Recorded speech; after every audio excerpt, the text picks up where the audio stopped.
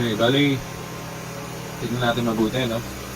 Itong side na to, so, ang labasan ng bigas dito sa right side, no? Dito naman yung grinder na pang pulbos. So, kung mapapansin mo, wala ditong output ng, ating grain or yung pulbos, no? Nilagay natin dun sa kabilang side. So, para dito malinis, ang nakalabas lang dito ng kaunti, yung motor. Okay? So, dun sa kabila lahat ng labasan ng ipa at saka bigas. Sorry. At saka ng pulbos. Okay?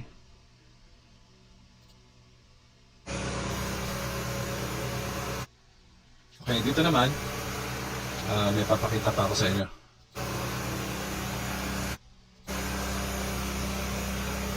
Para lang mas tama ang paglagay nyo about itong shield. Itong shield na to. Okay? Kung mapapansin mo, merong screen dito sa side na to. And then sa kabila, open. Mas maganda dito mo ilagay ang shield dahil ito ang mas prone na sumabit ang daliri nyo, no? Mas malapit kasi itong wheel dito na masagi. Posibleng masagi ng kamay. So, mas maganda ilagay yung shield dito at doon sa kabila open pero malalim. Okay? Bakit open doon? Kasi minsan pwede nyong may access kayo sa belt na kalasin yung belt doon sa wheel. For example, gusto niyo lang i-run yung sa rice. Kalasin niyo muna yung belt ng grinder. Pwede 'yun. So tingnan natin. Okay, make sure ang pressure nito bago tayo bumalik doon sa shield. Ang pressure nito pag pinipindot mo yan parang spring, no? Mag-start ka sa 1 inch na neck nito. Make sure sikipan mo yung lock niya. Okay? Pagka may lumalabas kahit isang palay na sumama sa bigas, ibig sabihin na hindi pa eksakto yung nun. Tamang pressure. Isa lang mo uli pag may mga sumasabay na palay. Isa lang mo uli kasama yung bigas hanggang sa maging 0 yung palay dito lalabas. Okay? Tsaka mas madiin ang pressure ng spring. Ito, may spring to eh. Actually yung red color hindi masyadong detalye sa camera, no? Yan ang problema sa red. Bali ito, pag pinisil mo to, pag pinipisil to may spring, no? Mas matigas ang pressure, mas maputi ang palay. Ang bigas. Mas maputi ang lalabas ng bigas. Kaya lang, dahil madiin na yon, madudurog ang bigas, no? Maputi nga, pero durog. Mas marami durog. So, kailangan talaga eksakto ang pressure mo dyan. Yung pagpihit nito, pag nakita mong tama na yung maraming buo, at kaunti lang yung durog, doon ka na magstay, and then i-run mo na. Okay? Balik tayo dun sa shield.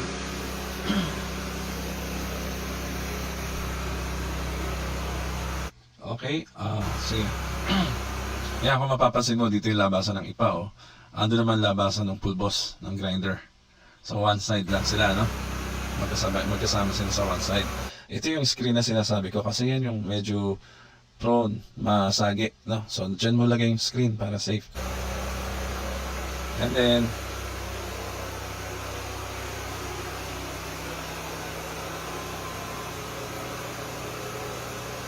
ayun, kita mo, naka-open dito. So, malayo naman yung wheel dyan, tsaka yung belt. So, hindi masyadong delikado dyan. At the same time, ang purpose mo dyan ay meron kang access dun sa wheel para makalas mo yung belts. Okay? Kunyari, kakalasin mo to. Pwede mo kasing pagsabayin yung pag-pulbos at saka pag-mill ng rice, ng palay. Okay? Pwedeng sabay. Yun ang magkagandahan dito. And then, pwede mo naman, kung gusto mo, hindi ko muna gagamitin yung grinder, kakalasin ko muna yung belt nito. So, madali lang yung access mo dahil open ka dito sa side na to. So, make sure nandun yung screen, ha?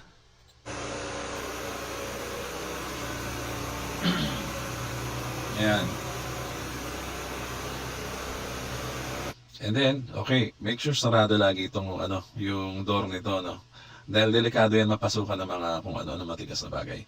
Pagka malalaking bagay ang gusto nyong i-grind, malalaking butil, dito nyo ipapasok kasi mas malaki opening nito kesa dun sa embudo.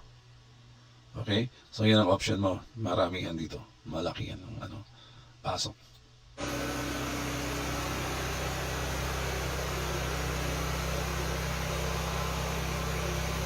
Yan. So, nakikita nyo, dito yung output natin, no? Sa kabilang side, ha?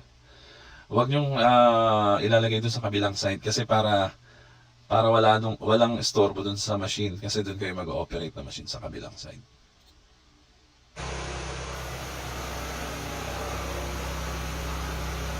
Yan.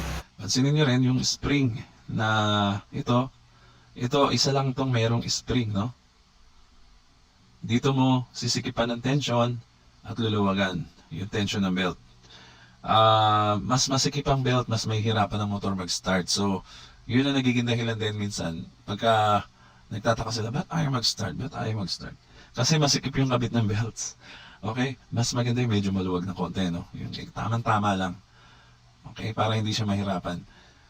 7 horsepower to, pero actually kayang-kaya niya yan. Kaya lang sa start talaga nag-uumpisa no? Ang lakas niya sa umpisa, syempre hindi kagad, ganun ka powerful. Kaya yung mga electric motor, meron siyang capacitor para sa start, no? Para biglaan, powerful yung start niya. So dito kasi, gas engine to. So, make sure, tama-tama yung belt, ha? Hindi masyado masikip.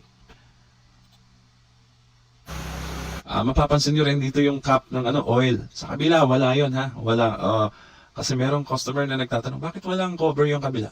Wala pong butas yung kabila niyan. So, walang cover. Ito lang talaga yung sa oil dito sa side na to.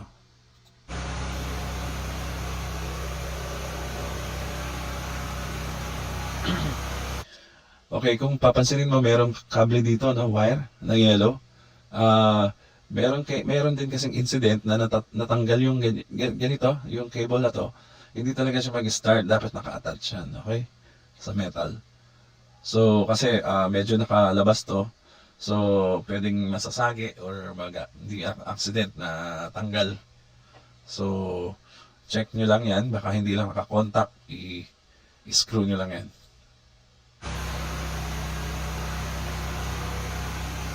Yan.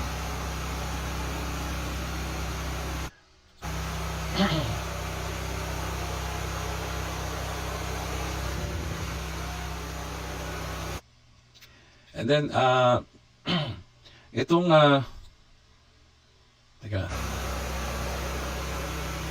itong output ng bigas, okay?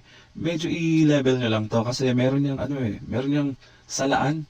Kumbaga yung mga durog, bababa, maghihiwalay sa buo, no? Kaya wag nyo iyukong-yuko to kasi pag nakayukong-yuko, sasahurin nyo yung kasama yung durog. Bali yung durog, meron yung output pakaliwa. Pwede nyong saluhin yung durog. Tapos yung buo, mahihiwalay dito sa gitna. Okay? So, yan lang. Kung meron kayong tanong, wag mag-atubiling kontakin kami. Okay? So, yan lang. Happy milling. Okay, usually ganito yung package natin ng ating rice meal, no? Mukhang maliit lang dito pero medyo malaki at mabigat din to, no? Kung sa actual. Bali, unang-una, pagbukas ng ng karton kasi sobrang bigat nito, no? Iangat mo na lang yung ilalim at doon mo katin ang tape na nakasara sa box. And then ibuka mo siya palabas at iangat ang box pataas, okay? Para nakatayo pa rin siya. Para hindi kayo mahirapan kasi usually pagka dito mo yan, yung iba nagkakamali, dito sa ibabaw, binubuksan, at saka hinihila yung laman pataas, o ang bigat no? Imbis na yung karton lang ang kailangan natin hilahin pataas. So, yun ang unang technique na gagawin. And then, syempre, buksan nyo na rin to, no? Buksan nyo na rin yung motor. It's either electric or ito yung degas na motor. Itong degas, medyo malaki ang box. And then, ito yung hopper niya. Dalawa yan. Nakapaloob yung isa. Yung isa malaki, yung isa medyo maliit. Okay? So, ganyan ang marireceive nyo. And then, pagkabukas mo ng ating box, nakapaloob itong mga parts na to, no? Mga different parts ng machine. At nakatali yan ng string or alambre, no? Para hindi siya kumakalug-kalug. Yan. So, ang una mong hahanapin, ito munang blower. Okay? Hanapin mo itong blower. Ito yung blower ng ating machine na nagbumubuga ng ipa. And then, yan ang blower. And then, dito mo ipapaloob ang blower. Okay? Meron niyang butas dito sa left side at saka dun sa taas. Okay? Ito naman, Itong dalawang to ang papasukan ng tornilyo ng blower. Diyan mo ilalak yung blower. Okay? Tingnan natin. Ang gagawin mo, itong dalawang tornilyo ng blower ay luwagan mo muna. Hindi mo na kailangan tanggalin yung tornilyo. Iangat mo lang ng konti yan at bago ipasok dun sa housing niya. Yan. Pasok mo muna yung uso niya doon. And then, slide mo yung dalawang tornilyo doon sa nakauka na yan. Yan. Okay? And then, dyan sa blower na yan, may mapapansin kang yan. Ito, yung parang tube na yan, kailangan mo ipasok doon at hihigpitan mo ng belt. Okay? Yung tightening belt ba? Ewan ko kung anong tawag dyan. So, may belt siya, no? Okay. So, ito, huwag mo munang itodo sikip to, ha? Dahil later, i-adjust natin yan. So, yun, ipasok na yun. Sisikipan natin ang belt dyan. And then, ito, wag mo na masyado masikip. Basta ihanda mo lang yan dyan, okay? And then, tingnan natin yung susunod na video. And then, ito na. Okay, pinatong natin yung housing, no? Nakapaloob na yung blower. So, 4 na tornilyo lang yan. Okay? So, ang size ng tornilyo na gagamitin mo dyan, yung ordinary length lang. Hindi mahaba, hindi maikse, okay? So, ito na yung tube. Dyan na naka-ready, no? Dyan may papatong yung ating yung pinaka-heavy na part ng machine na panggiling, okay? So, ito na yun. Ito yung part na to ang ipapatong naman natin dito sa housing kung saan nasa ilalim yung blower nakapaloob. So, ang gagamitin mo dyan, yung medyo mahabang tornilyo, ha? Kasi medyo makapal yun, eh. So, yan. Pasok yung tornilyo, 4 na tornilyo. And then, screw mo sa loob. And then, nakapasok din yung tube dyan, no? Sisikipan mo rin yan ng belt, okay? Yung pangpasikip na belt. Make sure masikip siya. Todo mo yung sikip para walang hangin na sumisingaw. Mas maganda yung mas masikip, eh. Okay? So, yan ang itsura niya. Nakapatong na siya doon sa housing na yan. Andun yung blower sa loob. Ito, yung pinaka-rotating niya. Yan. Tapos ito yung pinaka-nguso ng rice mill mo. Okay? Okay, ito, hindi ko pa sinikipan masyado dahil mamaya lalagyan natin yan ng belt doon sa wheel sa taas. So, mas maganda yung hindi pa siya masyado masikip para matansya natin yung higpit ng belt dyan. Okay? Yan, yung dalawang yan. So, ilalagay natin doon sa wheel sa taas. Yan. So, merong pula, merong blue na pintura, no? Medyo, hindi na ako nagpakulay ng blue. Actually, mas maganda yung blue dito sa red. Pero, okay lang naman. Wala namang diferensya yon. Actually, napaka-solid nitong machine na to. Maganda yung materials na ginamit dito, yung metal niya. Talaga solid. Ayan, so nakita nyo, medyo mahigpit, no? Ina-adjust ko yung yung sinasagad ko yung tornilyo doon sa dulo para lumuwag siya na konti. Okay? So, pag nakita nyo lang okay na yung higpit niya, make sure naka 90 degree gap, kaya niluluwagan ko at para umangat pa siya. Okay? So, importante yung mga belt, eksakto lang ang higpit. Okay? Hindi masyadong mahigpit, hindi naman maluwag. And then, ang next naman, dun sa kabilang side, dyan natin ipapatong itong grinder. Okay? Mabigat itong grinder na ito. So, nilagyan ko ng sealer. Okay? Foam sealer. And then, ilalagay natin dyan yung labasan ng papasok muna natin yung panel dito ng labasan ng pulbos.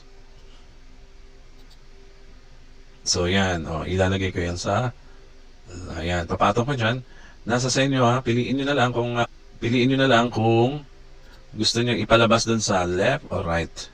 O right or left ng machine, okay? Nasa sa inyo yan. So, pag nalagay na yan, lalagyan ko na uli ng foam yan dito sa ibabaw. Dalawa ata to, yan. So, ayan, dalawa yan. Nilagyan ko uli siya ng isa pa bago ko ipatong yung mabigat na grinder, okay? Yan. make sure naka-align mabuti, no? So, ipatong ko na yung grinder. Okay? Tansyahin nyo na lang na yung wheel ay pantay, no? Magkaharap yung wheel nila sa loob. Okay? So, sige pa natin lahat ng tornilyo. Dito, gagamitin mo yung medyo mahabang tornilyo ha, kasi makapal yung bakal yan. Ayan. Tapos ito naman yung pinaka-opening niya. Yung blade, tsaka, ayan, mga claw. So, ganyan talaga yan. Okay, then, ayan ang ating grinder. Make sure naka-align, pantay na pantay sila doon para paglagay ng belt is ayos siya. Maayos, pantay-pantay. Okay, so yan ang itsura niya sa taas. Ito naman, dito mo yan ikakabit sa labas. Yan yung kakabitan ng pinaka-tray niya dito, yung pasukan ng mga grains and seeds din na mas malaki ang butas. Okay, actually dalawa yan, isa dun sa pinaka-imbudo niya, isa dito sa mismong door nito. Pwede mo ipasok dyan yung mga gusto mong gawing pulbos. Okay, ito ang ginawa ko sa tornilyo. Bali, dyan ko nilagay yung ulo ng tornilyo. Okay, tapos nakapalabas naman dito. Nung una kasi, ano na to? Okay, naulit lang. Punta na tayo sa next video. So, naipatong na natin yung grinder at saka yung ating pang mill ng machine ng rice. Dito naman tayo sa base. Dito naman tayo sa base ng patungan ng ating motor. Make sure kung nasan yung wheel, nandun yung spring na mahabang tornilyo na yan. Diyan mo i-adjust yung tension ng belts, okay? So, ibaba mo muna yung tornilyo nito para may allowance ka dito, okay? Na mag-adjust later, okay? So, tingnan natin. Ayan.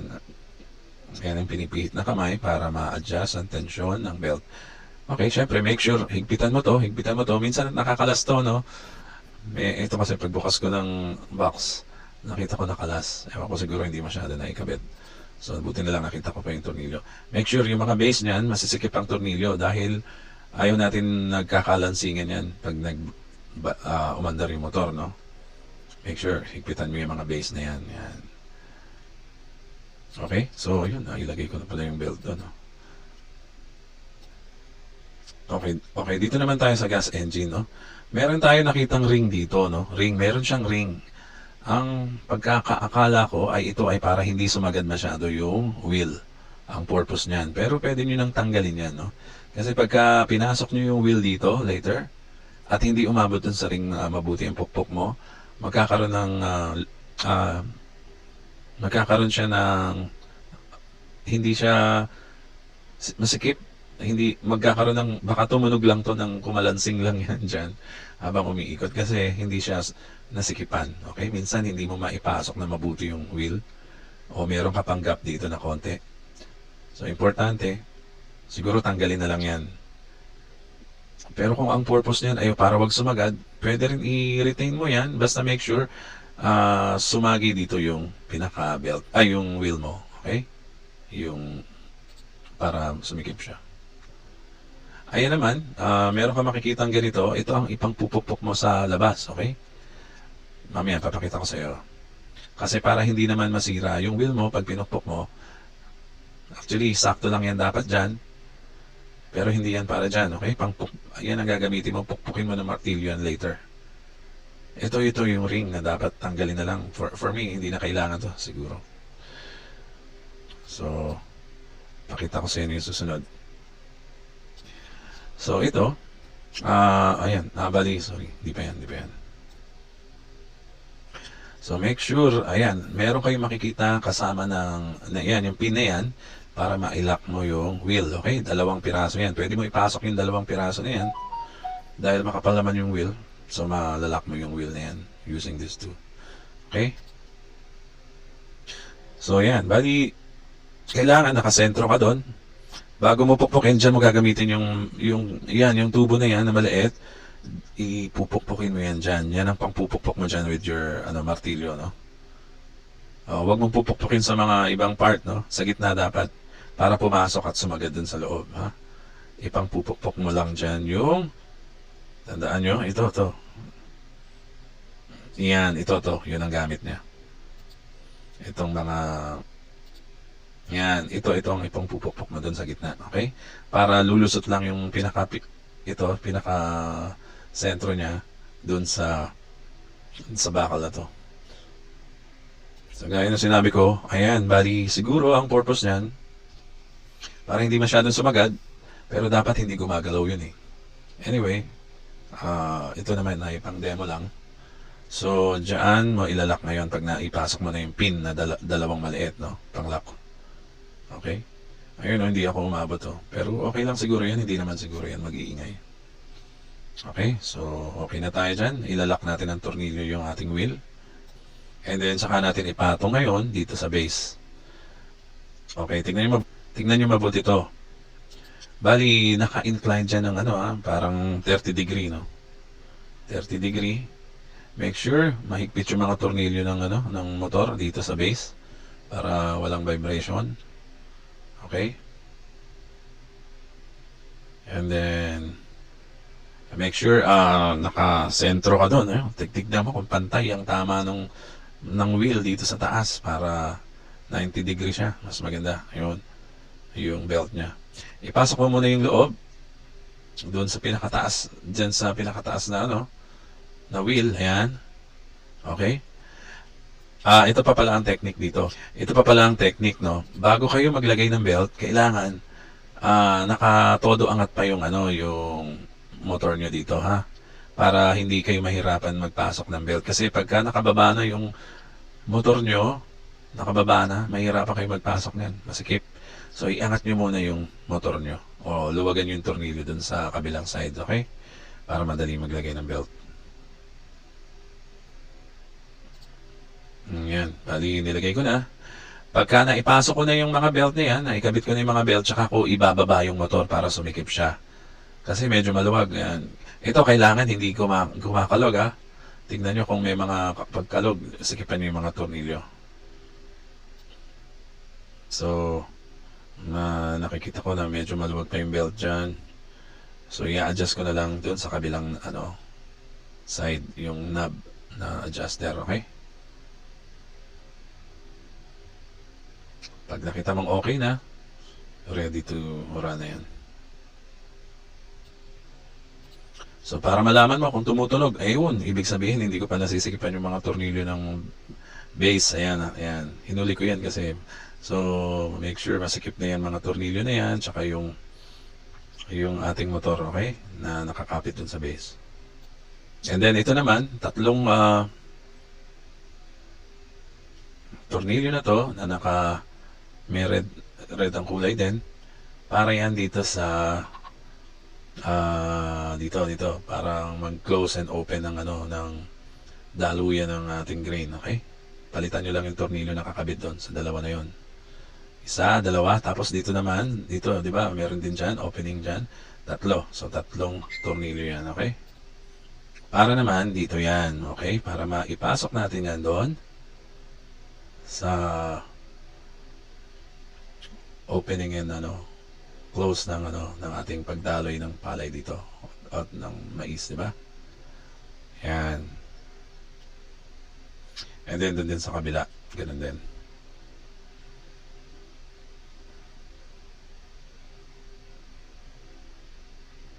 Yan.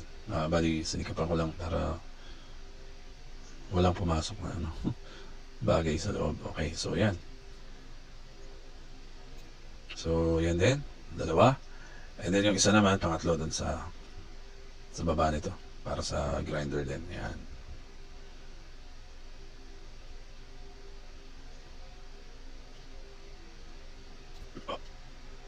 Okay.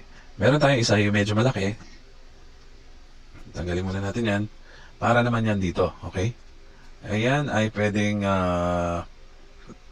pasukan ng oil. Okay? Para magkaroon ng magkaroon ng smooth yung pag-ikot. Okay? Siguro lagayan dito ng oil malamang.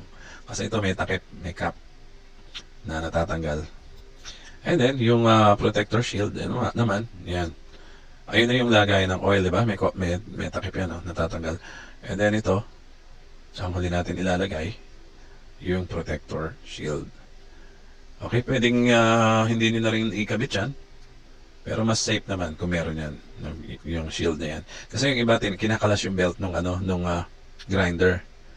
Para yung gumagana lang is yung sa rice. So, pwede naman pagsabayin. Okay, meron tayong technique. Pagsabayin mo, ngayon, pag lumabas yung ipa at hindi ka pa napipinuhan masyado, pwede mong isabay pa anda rin. Paglabas ng ipa, pasok naman dito sa grinder para pinuhin niya ng pinong-pino. Okay, so, ayan. And then, okay. Kita nyo naman, medyo solid talaga tong build na to. Tsaka, maganda tong quality nitong rice mill na to. Yung pintura lang, medyo red na red sa video, pero pag nakita nyo yan, napaka ganda at napaka solido. Yan, so ready na yan. Sinisipa ko pa, oh.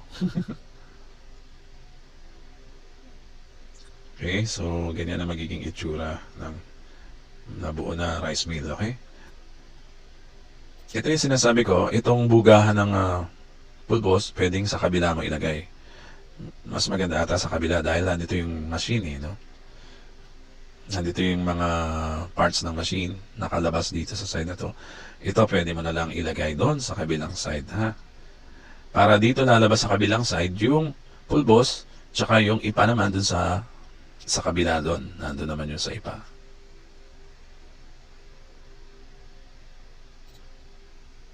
Okay, so ganyan ang itsura. Hindi ko lang medyo napantay yung yung shield, pero tama yan. And then yan, ang top view. Okay. And then, may papakita pala ako sa iyo. Itong plastic na to ay parang airflow lang yan. Okay? Subukan nyo lang yan. Merong purpose yan para ibuga. Pagka masyadong marumi yung palay yata, parang binubuga na lahat ng mga dumi. Parang airflow. Bubuksan mo yan, close and open. Okay? So, napaka-solid niya, no? Ito, dito lalabas yung ipa, okay? Dito sa left side. Pwede mo ilagay din dito yung labasan ng powder dito sa kabilang side na to para malinis dito. Para malinis doon sa kabila. Nakalabas naman doon sa kabilang side yung left side ng engine mo. Okay? So ito, hindi pa natin na ilagay yung embudo, huling-huli yung embudo diyan o yung hopper, isa, dalawa. Okay? And then, yung pinaka-tray niya, parang tray niya dito, ikakabit mo rin yan sa huli. Okay? May tray yan dito.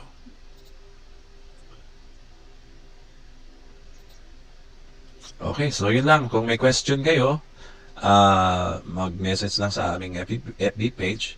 And then, mag-send din kayo sa amin pag nabuo nyo na ng mga kahit 30 seconds lang na video na nag-start ng machine na patunay na gumana. Okay? Importante na i-send nyo sa amin yun. Okay? Lagyan nyo na rin ng palay para makita namin yung output. And then, meron pa pala akong last na ituturo. Bali, dito yung daluyan ng palay, no? Anong bigas? Nakataas lang to pero ibababa nyo, syempre, no? Tansyahin nyo lang dito mga 1 inch ang neck length nito. 1 inch, okay? Tapos ikipan nyo. Malalaman nyo yung pressure pag pinisil nyo to. May parang spring yan dyan. Dapat saktong-sakto lang. Kung mahigpit ang pressure, mas maputi ang bigas pero madudurog na pag masyado ng maputi. So, kailangan eksakto lang para puro buo ang lalabas. Okay? Yung pressure niya. And then, itong cylinder na to,